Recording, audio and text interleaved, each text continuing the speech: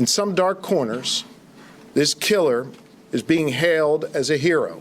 This is an internet opinion that is held primarily by either children or people with the minds of children. Asmon, a lot of Americans are bottled up on predatory behavior from the insurance companies. People are just venting that by supporting Louis G because government neglected this issue for long. That's not childish. It's fairly understandable.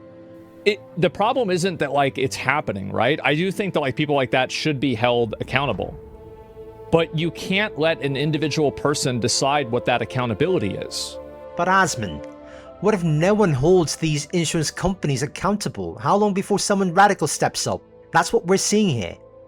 Then you have to take matters into your own hands and you have to kill them? I don't see there being a large moral difference between that and burning down a building full of people that are making guns. If the guns from that building are killing a lot of people, I think people would support the guy who burns down the building. Your example neglects the victims of the insurance companies, some of whom are dead. Their death matters too, not the CEOs. And also, who says that this other private company has to be accountable to you? This is a private citizen and a private company. The default is that they're not accountable to you. Asmon, everyone is accountable for their actions. That's what people want.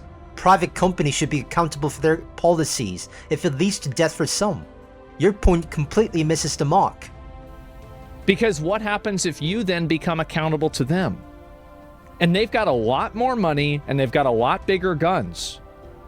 The insurance companies hold customers accountable through payments. The problem comes from them changing policies to deny people with more money and bigger guns. It's already happening to a lot, just not to you. Well, okay, let's say you think the system's rigged. Based off of that argumentation, would it be okay, morally, to burn down a federal building? What if the system stays rigged for long and more people die and suffer? I hope that changes with Trump. But how long before someone burns the federal building down if it continues and people suffer? A broken system creates a broken justice.